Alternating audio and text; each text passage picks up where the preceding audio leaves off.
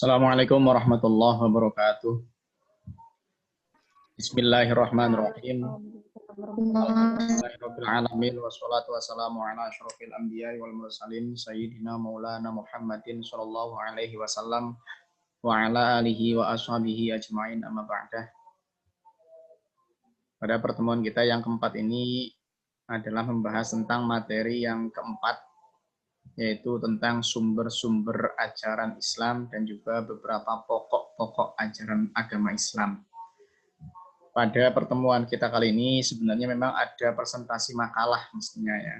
Jadi saya ingatkan kembali bahwa di kontrak belajar kita, bagi yang bertugas presentasi, bisa presentasinya melalui video yang direkam melalui kamera HP, ya.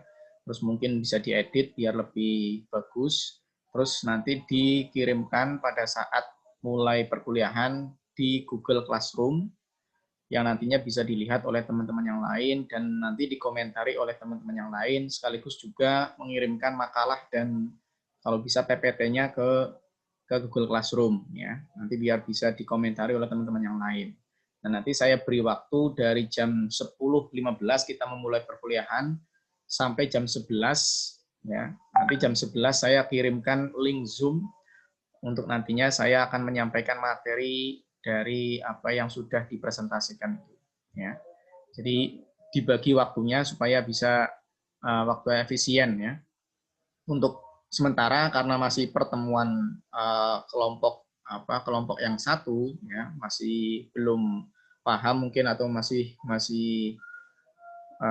pertama, ya, saya maklumi. Tapi nanti untuk kelompok-kelompok selanjutnya, kalau mau presentasi silakan kesepakatan kelompok dulu. Apakah mau pakai video kamera HP atau pakai Zoom yang nanti direkam atau pakai Google Meet misalkan, ya, kemudian direkam. Nanti terserah kelompoknya masing-masing. Saya tidak menyuruh satu media, tapi silakan medianya apa saja. Yang penting ada penyampaian materi secara video, ya, dan juga ada makalahnya, dan kalau bisa materi yang disampaikan itu singkat padat, dibikinkan PPT PowerPoint-nya sehingga waktunya efisien.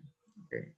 Kita akan bahas materi yang keempat ini tentang sumber-sumber ajaran agama Islam, kemudian pokok-pokok ajaran agama Islam. Tentunya sebelum itu saya ingin memberikan gambaran terlebih dahulu, ya, kaitannya dengan apa yang akan kita sampaikan pada pertemuan ini, apa saja yang menjadi landasan pokok dalam menjalankan ajaran agama Islam. Ya. Tentunya kita harus tahu bahwa setiap apa yang kita lakukan ketika kita mengatasnamakan agama, apapun itu, apakah perbuatan, apakah ucapan, yang itu mengatasnamakan agama, maka harus punya landasan pokok ajaran. Landasan pokoknya itu apa? Dasar hukumnya apa? Gitu. Sehingga dapat dipertanggungjawabkan bahwa itu memang berasal dari agama. Apa betul hanya Al-Quran dan hadis yang menjadi dasar ajaran agama Islam? Ya. Bagaimana jika ada masalah yang belum diselesaikan, yang itu belum ada penyebutannya secara rinci di dalam Al-Quran dan hadis? Apakah amalan kita itu dan bagaimana amalan kita yang tidak secara langsung disebutkan dalam Al-Quran dan hadis? Ya, ada hal-hal yang baru yang kita lakukan dan itu tidak ada di dalam Al-Quran dan hadis. Itu bagaimana kira-kira? Kemudian apa saja pokok-pokok ajaran Islam? Ini adalah merupakan pengantar pertanyaan yang kaitannya dengan materi yang berkaitan dengan materi pada saat ini. Yang perlu kita ketahui pertama, di dalam masa Nabi, para sahabat ketika mengalami permasalahan terjadi, mereka tinggal langsung bertanya kepada Kanjeng Nabi. Itulah enaknya para sahabat, ya, pada saat itu bisa langsung bertanya kepada Kanjeng Nabi, dan Kanjeng Nabi akan menjawab dan akan memberikan solusi terhadap permasalahan yang dialami oleh para sahabat. Tetapi walaupun seperti itu, Kanjeng Nabi tidak kemudian meninabobokan para sahabat, ya, sehingga para sahabat itu tidak mau berpikir dan tidak mau kemudian berpendapat pribadi, ya. Kanjeng Nabi tetap mendorong para sahabat untuk melakukan sebuah terobosan pemikiran yang tidak hanya bersandar kepada Kanjeng Nabi saja, ya. Ini yang dibuktikan ketika dalam hadis sahabat Mu'adz bin Jabal, sewaktu beliau diutus oleh Rasul menjadi gubernur di Yaman. Sebelum berangkat ke Yaman, Kanjeng Nabi berpesan kepada sahabat Mu'adz bin Jabal. Kita tahu bahwasanya Yaman dengan Madinah itu kan jaraknya cukup jauh, apalagi kendaraan pada saat itu kan tidak ada yang seperti sekarang ini ya. Kendaraannya paling cepat ya kuda. Nah itu. Ya, yang sederhana ya unta. Nah, kalau perjalanan dari Yaman menuju ke Madinah itu dengan naik kuda atau bahkan naik unta, wah itu akan berbulan-bulan itu perjalanannya, ya. Sementara permasalahan yang harus dijawab itu harus segera dicarikan solusinya. Oleh karena itu, Kanjeng Nabi bertanya kepada sahabat Mu'adz, anna Rasulullah Shallallahu Alaihi Wasallam ba'atha Mu'adzan ilal Yaman. Kanjeng Nabi mengutus sahabat Mu'adz ke Yaman. Faqala kaifa taqdi? Wahai Mu'adz, bagaimana caramu ketika ada sesuatu permasalahan yang terjadi di Yaman? Kamu bagaimana cara memutus hukumnya? Memberikan keputusannya itu bagaimana? Kemudian sahabat Mu'adz menjawab, faqala aqdi bima fi kitabillah. Saya akan memutuskan dengan apa yang ada di dalam kitabullah, Al-Quran. Ya, jadi saya akan memastikan keputusan saya itu berdasarkan Al-Quran. Qala fa illam yakun fi kitabillah, kata Nabi, kalau di Quran tidak ada gimana? Qala fa bisunati Rasulillah sallallahu alaihi wasallam. Maka kemudian Mu'adz menjawab, akan saya jadikan pertimbangan, saya melihat dari sunnah Rasulullah. Jadi sunnah Rasulullah ini yang kemudian akan saya jadikan sebagai alat untuk bisa menjawab pertanyaan atau permasalahan yang ada. Qala fa illam yakun fi sunnati Rasulillah sallallahu alaihi wasallam. Terus kalau misalkan di sunnah Rasulullah itu tidak ada gimana, katakan Nabi. Qala ajtahidu ra'i. Kata sahabat Mu'adz, saya akan berijtihad sesuai dengan pendapat saya. Ya, inilah yang kemudian hadis ini menjadi dalil ijtihad itu ya. Dalil ijtihad langsung di hadapan Kanjeng Nabi. Sahabat Mu'adz mengatakan ajtahidu ra'i, saya akan berijtihad sesuai dengan pendapat saya. Qala, kata Nabi, alhamdulillahilladzi waffaqa Rasulillah sallallahu alaihi wasallam. Segala puji bagi Allah yang telah memberikan taufik kepada utusannya Rasulullah. Nah, ini berarti menunjukkan bahwasanya walaupun Kanjeng Nabi masih ada, Kanjeng Nabi tidak menginginkan para sahabat itu hanya berpangku tangan, pemikirannya itu hanya mengandalkan Kanjeng Nabi saja. Tapi Kanjeng Nabi selalu mendorong supaya para sahabat itu memiliki terobosan-terobosan dalam hal pemikiran, khususnya kaitannya dengan kebaikan agama. Yang nantinya tentunya ketika Kanjeng Nabi sudah tidak ada, para sahabat ini akan menjadi sumber pencarian masalah hukum ya, solusi itu dari para sahabat setelah Kanjeng Nabi tidak ada. Dan juga pada saat Kanjeng Nabi masih ada, juga ada beberapa permasalahan-permasalahan yang kemudian Kanjeng Nabi tidak langsung menjawab, tapi mendorong para sahabat itu untuk melakukan sebuah keputusan, pertimbangan keputusan. Ya. Misalkan gini, ada riwayat Kanjeng Nabi mendorong dilakukannya qiyas, yaitu ketika sahabat Umar bin Khattab, ya, pada suatu hari ketika beliau sedang berpuasa, kata beliau, hasyashtu yauman faqabbaltu wa ana shaim. Saya itu sedang berpuasa, tapi saya kok sedang kangen dengan istri gitu ya. Jadi istrinya pada saat sahabat Umar berpuasa itu, istrinya dicium oleh sahabat Umar. Kemudian fa'ataitu Rasulullah sallallahu alaihi wasallam faqultu fa'altu al-yauma amran aziman qabbaltu wa ana shaim. Kata sahabat Umar, menemui Kanjeng Nabi ya, karena sahabat Umar bingung ini saya mencium istri saya tapi kok saya sedang puasa ya, gimana ya, apakah saya puasanya batal? Akhirnya menemui Kanjeng Nabi. Kanjeng Nabi, gimana ini, saya melakukan perbuatan besar ini, saya mencium istri saya tapi saya kok sedang berpuasa, kira-kira gimana Kanjeng Nabi? Kemudian faqala Rasulullah SAW, aro'aita lau tamat matta bima'in wa anta shaim. Kemudian Kanjeng Nabi menyampaikan, kira-kira menurut pendapatmu, bagaimana kalau misalkan kamu sedang berpuasa terus kemudian berkumur air, kira-kira batal apa tidak? Fakultu la ba'sa bidzalik. Kayak gitu ya nggak batal Kanjeng Nabi, nggak apa-apa. Ya, jadi orang puasa kumur-kumur tidak apa-apa. Faqala Rasulullah SAW, ya sudah. Nah itu. Kanjeng Nabi mengatakan ya sudah. Maksudnya mencium istri pada saat puasa tidak membatalkan puasa sebagaimana orang pada saat puasa berkumur-kumur air. Ya, gitu. Ini berarti Kanjeng Nabi tidak langsung. Gimana Kanjeng Nabi hukumnya, apakah saya puasanya batal? Kanjeng Nabi tidak mengatakan, ya nggak apa-apa, kayak gitu ya nggak apa-apa. Tapi Kanjeng Nabi mengalihkan terlebih dahulu, gimana kalau menurutmu, menurut pendapatmu, kalau orang sedang berpuasa kemudian berkumur-kumur, batal apa tidak?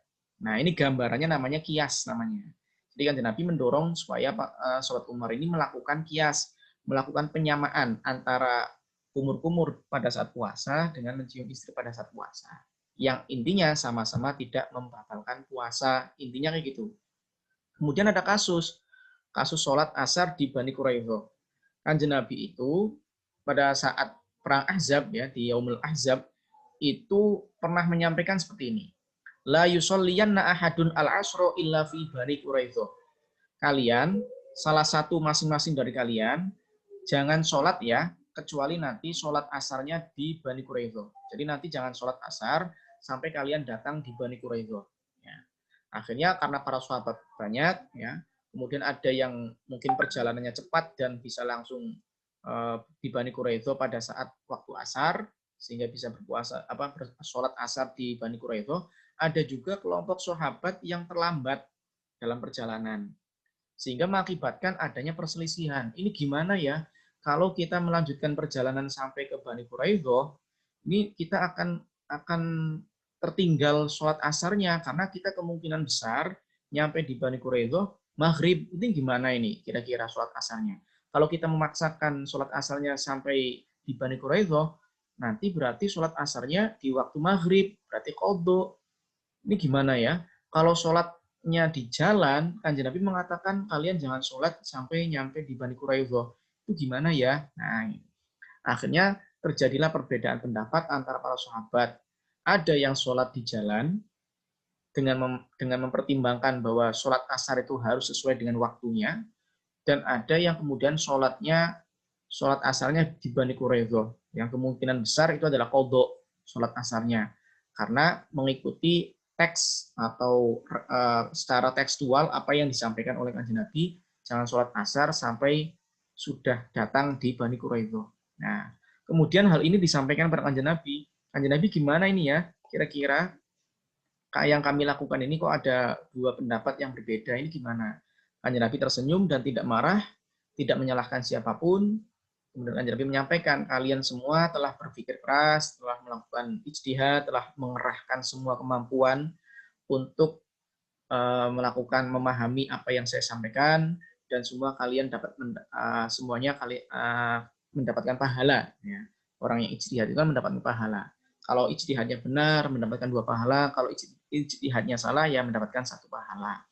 Nah, ini berarti menunjukkan bahwasanya ada yang kaitannya dengan akal yang digunakan selain dari Quran dan hadis, yang kemudian para sahabat mempertimbangkan melakukan perbuatan itu. Ya, sehingga di sini muncul bahwa sumber hukum itu tidak hanya ada Al-Quran, tidak hanya hadis, tapi juga penggunaan akal melalui proses ijtihad. Nah, itu.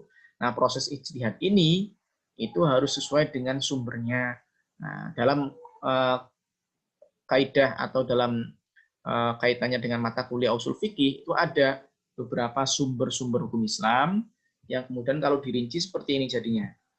Jadi, Mashadirul Ahkam al-Islamiyah, sumber-sumber hukum Islam itu dibagi menjadi 2. Ada yang mansus dan ada yang ghairu mansus. Yang mansus itu berdasarkan wahyu, ya. Yang ghairu mansus itu yang bukan wahyu. Yang berdasarkan wahyu ada Al-Qur'an dan ada hadis, ya. Nah, ini yang biasa kelompok-kelompok Islam yang kemudian mengatakan kembalilah pada Quran dan hadis, atau sumber itu hanya Quran dan hadis, itu berarti hanya mempercayai sumber hukum yang sifatnya mansus, yang sifatnya wahyu saja, dan meniadakan tidak percaya dengan yang ghairu mansus. Padahal di dalam kajian usul fikih itu ada 2, ada yang berdasarkan wahyu dan ada yang bukan wahyu. Yang bukan wahyu dibagi 2, ada yang muttafaq alaih dan ada yang mukhtalaf fi. Muttafaq alaih itu adalah yang disepakati oleh para ulama. Ya, sehingga Imam Syafi'i dalam pandangan sumber hukumnya itu mengatakan ada 4 sumber hukum Islam. Al-Quran, hadis, ijma', dan qiyas. Imam Syafi'i belum berani mengambil sumber pada selain 4 itu, yaitu yang masih mukhtalafi, karena yang mukhtalafi masih diperselisihkan oleh para ulama. Sementara yang 4 ini disepakati para ulama, yang 2 itu mansus, wahyu, dan yang 2-nya adalah yang huir mansus atau yang bukan wahyu. Tapi disepakati oleh para ulama. Sehingga Imam Syafi'i hanya 4. Nah, itu kalau pertimbangan sumber hukumnya hanya 4. Tapi ulama yang lainnya mengikutkan pada yang huir mansus yang mukhtalafi. Ada istihsan, ada maslahah mursalah, ada qaulu sahabi, ada uraf, ada sadu syariah, ada istishab, ada syara'u man qablana, dan bahkan ada beberapa selain ini. Ya. Banyak sekali yang kemudian bisa dijadikan sebagai sumber asalkan tidak menyalahi ajaran-ajaran agama. Ini yang kemudian menjadi bagian dari pengetahuan kita kaitannya dengan sumber hukum Islam di dalam kajian usul fikih, ya. Walaupun kita metodologi studi Islam, tapi kan ada metode hukum Islam yang digunakan, yaitu mengetahui sumber hukum Islam. Nah, ada yang mansus dan ada yang ghair mansus, sehingga kita tahu ijtihad itu posisinya di mana. Nah, ijtihad itu posisinya yang di ghair mansus. Jadi bahasa ijtihad itu ada di ghair mansus, sehingga metodenya bisa yang pakai muttafaq alaih, yaitu ijma' dan qiyas, bisa juga memakai yang mukhtalafi, yang istihsan, maslahah mursalah, dan lain sebagainya. Kita beralih pada sumber utama ajaran Islam, yaitu Al-Quran. Jadi Al-Quran itu adalah kalamullah yang kemudian diturunkan kepada Nabi Muhammad dalam bentuk bahasa Arab yang sampai kepada kita secara mutawatir. Mutawatir itu terus-menerus dan berkelanjutan, ya, berkelanjutan. Makanya hadis ketika posisinya mutawatir, maka dia itu akan menjadi kuat, ya, hadisnya itu. Ibaratnya gini, ada sesuatu yang sering banyak di-share oleh orang, yang sering ditayangkan di media-media sosial, lama-kelamaan sesuatu itu menjadi sesuatu yang benar. Walaupun awalnya mungkin hoax, tapi karena terus-menerus di-share, terus-menerus diberitakan, yang pada akhirnya menjadi sesuatu yang benar. Terutama misalkan isu-isu tentang corona, misalkan itu ya. Padahal itu sebenarnya hoax, tetapi ya, karena seringnya orang meng-share, ya, membagikan ke berbagai macam media sosial, yang pada akhirnya mutawatir. Nah, dari mutawatir itulah kekuatannya menjadi benar jadinya. Ditulis dalam mushaf, dimulai dengan surat Al-Fatihah dan diakhiri dengan surat An-Nas. Membacanya berfungsi sebagai ibadah, sebagai mukjizat Nabi, dan sebagai hidayah atau petunjuk bagi umat manusia. Secara pokok, ya, isi atau sumber ajaran Islam itu yang di dalam Al-Quran, ya, di dalam sumber utama ajaran Islam itu ada pengelompokan yang pokok sekali, yaitu ada akidah, ada syariah, dan ada akhlak. Ya. Walaupun memang tidak hanya itu sebenarnya, tapi yang paling pokok adalah akidah, syariah, dan juga akhlak. Ini yang menjadi pokok dari ajaran Islam, ya, yang disebutkan di dalam Al-Quran. Kaitannya dengan kehujahan Al-Quran, kenapa kok Al-Quran dijadikan sebagai dasar? Ya, karena memang Al-Quran itu adalah kalamullah, ya, kalamullah yang memang merupakan firman Allah yang dijadikan pedoman bagi umat manusia, yang memang diturunkan kepada kanjeng Nabi untuk dijadikan sebagai pedoman bagi umat Islam khususnya, ya, umat manusia pada umumnya. Bukti Al-Quran itu sebagai wahyu, yaitu ada dalil nakli. Dalil nakli itu dalil yang berdasarkan Al-Quran, hadis itu dalil nakli. Banyak ayatnya, banyak hadis yang menyebutkan bahwa Al-Quran itu merupakan wahyu. Ya. Kemudian juga bisa dinalar dari dalil akli, dalil yang secara akal. Ya. Secara akal itu berarti gini, Al-Quran itu kan berbahasa Arab. Ya. Kemungkinan itu kita bisa list. Ya. Bahasa Arab berarti siapa yang bikin, ya? Karena tulisannya Arab. Maka bisa jadi tulisan Arab itu berarti yang bikin adalah orang Arab. Bisa jadi yang bikin orang dari Rasul, karena Rasul itu juga orang Arab dan utusan Allah. Dan yang ketiga, kemungkinan yang ketiga berasal dari Allah. Nah, kita rinci sekarang ini. Yang berdasar dari orang Arab. Kemungkinan pertama, yaitu dari orang Arab. Al-Quran itu dari orang Arab, karena isinya bahasa Arab. Kira-kira benar apa tidak? Ternyata salah, batil. Kenapa? Karena orang Arab telah ditantang untuk mendatangkan semisal Al-Quran, tidak mampu. Dalam ayat Al-Quran misalkan, wa in kuntum fi raibim mimma nazalna ala abdina fa'tu bi suratin mimithlihi. Ya. Wah, ketika kalian masih ragu-ragu terhadap apa yang saya turunkan kepada Nabi Muhammad, silahkan kalian buat satu surat yang sama kayak Al-Quran. Ya, mereka nggak mampu. Maka jelas Al-Quran bukan berasal dari orang Arab, bukan bikinannya orang Arab. Ya. Bukan kemudian asal berbahasa Arab kemudian jadi Al-Quran, ya. Itu salah, ya. Orang yang nggak paham Al-Quran pun jadinya memandang bahwa tulisan Arab itu jadinya tulisan Al-Quran. Ya. Tulisan apapun jadi tulisan-tulisan Al-Quran. Ya. Kadang ada tulisan di baju, kadang ada tulisan di mana gitu ya, tulisannya Arab. Ya, belum tentu itu adalah merupakan Al-Quran. Saya pernah menemukan di Facebook itu ada yang share tulisan Arab. Ya, setelah saya baca kok tuh isinya doa. Tapi kok doanya beda ya. Nah, saya cek ternyata doanya non Muslim ternyata. Jadi orang non Muslim, orang Arab kan tidak hanya orang Islam ya, ada orang Nasrani, ada orang Yahudi, gitu, orang Arab itu. Sehingga tidak semuanya Muslim, tapi walaupun tidak Muslim, mereka pintar bahasa Arab. Sehingga doanya pun doa pakai bahasa Arab. Nah, doa mereka ternyata pakai bahasa Arab, di-share di Facebook. Nah, terus di bawahnya komentarnya, amin ya Allah, amin ya mujibas sa'ilin, amin ya rabbal alamin. Nah, itu terjadi kesalahpahaman bahwasanya tulisan Arab itu dianggap sakral. Nah, gitu. Ya, padahal belum tentu itu tulisan dibikin oleh orang Islam atau bukan, belum tentu itu adalah hadis, belum tentu juga itu Al-Qur'an. Jangan disamakan, Al-Qur'an pasti Arab ya tulisannya. Kemudian hadis juga sama, pasti Arab tulisannya. Tetapi tulisan Arab belum tentu Quran, belum tentu juga hadis. Nah, gitu. Kemudian kemungkinan yang kedua berasal dari Rasulullah. Karena Rasulullah itu bagian orang Arab, tapi tidak mampu untuk mendatangkan semisal Al-Quran. Dalam ayat Al-Quran ada wa ma yantiqu 'anil hawa in huwa illa wahyu yuha. Apa yang disampaikan oleh Kanjeng Nabi, ucapan-ucapan yang disampaikan oleh Kanjeng Nabi itu tidak lain semuanya adalah wahyu dari Allah. Berarti ya jelas ini Kanjeng Nabi tidak membuat-buat tentang Al-Quran. Apalagi di dalam doa itu kan, di dalam sholawat biasanya setelah kunut ya, yang pas doa kunut itu wassallallahu ala sayyidina Muhammadin nabiyil ummi.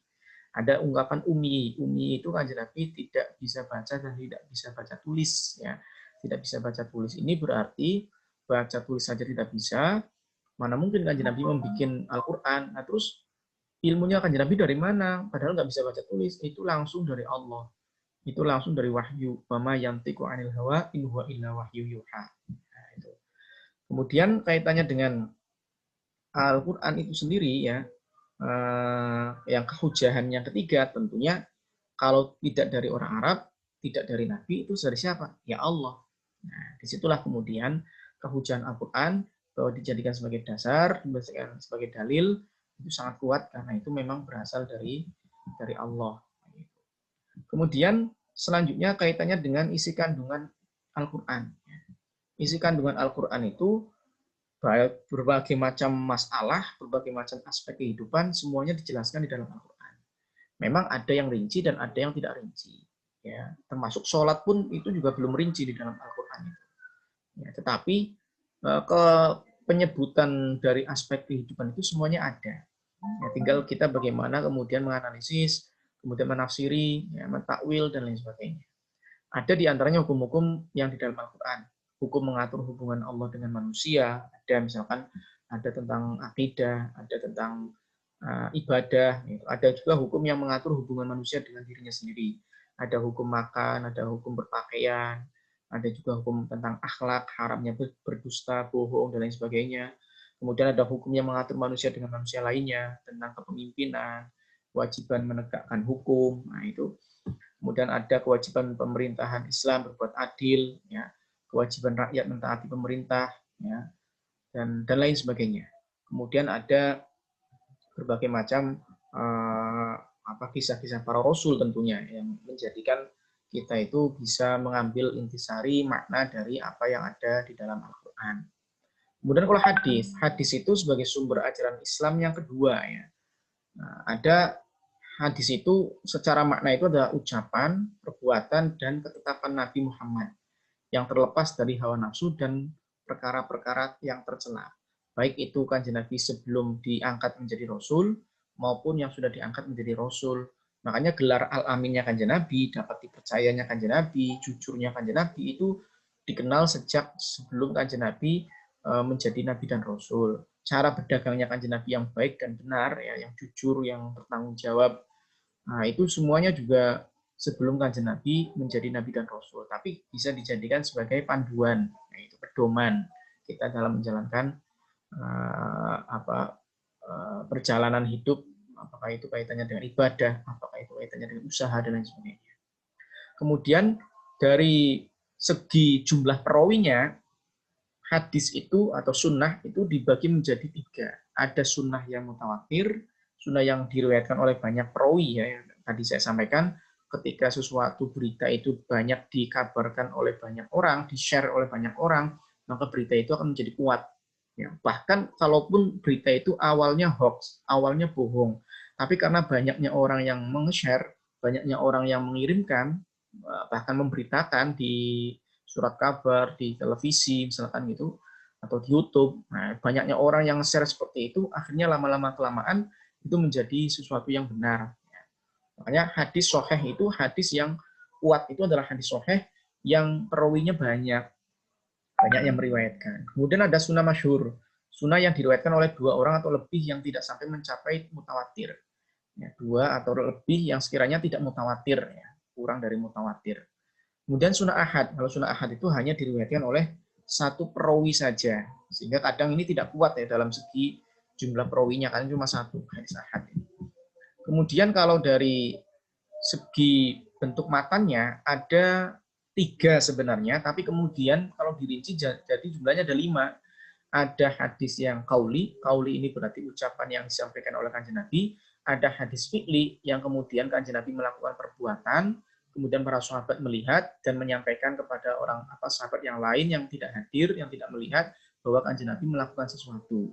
Nah, kemudian ada juga yang takriri. Takriri itu kanjeng Nabi melihat tapi membiarkan dan mendiamkan dan tidak komentar sama sekali.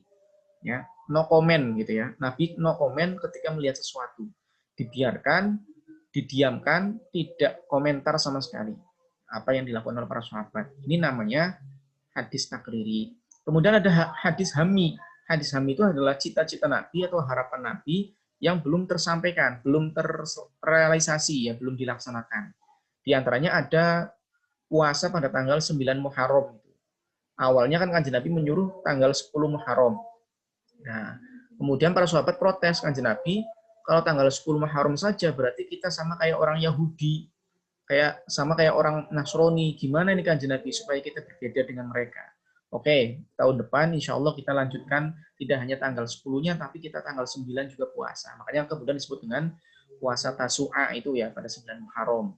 Nah, puasa Tasu'a itu berdasarkan hadis Hammi kanjeng Nabi menyampaikan tahun depan itu kita puasa tidak hanya tanggal 10 tapi tanggal 9. Akan tetapi kanjeng Nabi tidak sampai tahun depan kanjeng Nabi sudah wafat. Nah, berarti kanjeng Nabi belum pernah melakukan puasa 9 Muharram, tapi cita-cita Nabi menjadi hadis. Nah, gitu. Kemudian yang kelima ada hadis kauni atau ahwali. Ini biasanya hadis-hadis ini menjelaskan tentang sifat-sifat kepribadian kanjeng Nabi dan juga keadaan-keadaan fisik kanjeng Nabi. Nah, ini yang kaitannya dengan fisiknya kanjeng Nabi, bagaimana kanjeng Nabi itu sifatnya bagaimana, terus kemudian bentuk tubuhnya secara fisik itu bagaimana, itu namanya hadis kauni, ya, hadis yang sifatnya itu dengan menyangkut pada sifat-sifat Nabi dan kepribadian Nabi. Kemudian ada hadis berdasarkan kualitas sanadnya. Ada hadis sahih, ada hadis hasan, dan juga ada hadis dhaif. Ini nanti bisa dibahas di ulumul hadis ya. Kalian juga mendapatkan mata kuliah ulumul hadis nanti. Jadi saya tinggal singkat saja kaitannya dengan masalah ini. Ada juga hadis yang kaitannya dengan penisbatan matan. Ada hadis qudsi, ada hadis marfu, ada hadis mauquf, dan ada hadis maqtu'. Ya. Nah, ini juga disampaikan di ulumul hadis. Ya. Langsung saja kaitannya dengan fungsi hadis bagi Al-Quran. Ada yang fungsinya untuk memperjelas Al-Quran. Mungkin Al-Quran belum jelas, kemudian diperjelas oleh hadis. Misalkan di dalam contoh sholat. Ya. Sholat itu kan di dalam Al-Quran hanya aqimus sholat.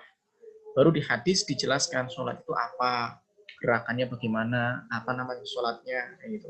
Nah, lebih rinci lagi dijelaskan oleh ijtihadnya para ulama melalui yang sudah jadi melalui ilmu fikih. Kemudian hadis juga berfungsi sebagai bayanu tafsir, menjelaskan isi Al-Quran. Kemudian bayanu tashri', menjelaskan kaitannya dengan kepastian hukum Islam yang tidak ada di dalam Al-Quran.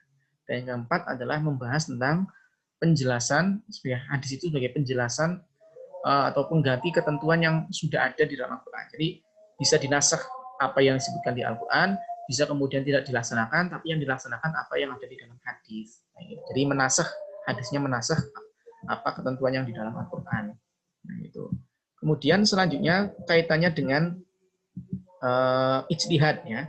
Kalau yang ijtihad itu adalah usaha dan ikhtiar yang sungguh-sungguh yang dilakukan oleh para ulama, oleh para orang yang punya kapasitas dalam melakukan ijtihad, mengerahkan hukum, mencari sumber dari sumber utamanya itu Al-Quran dan hadis, yang kemudian dari olahan usaha yang dilakukan oleh para ulama itu, orang yang punya kapasitas itu, menghasilkan sebuah aturan. Nah, aturan inilah juknis, juklak, petunjuk teknis dan petunjuk pelaksanaan yang itu sudah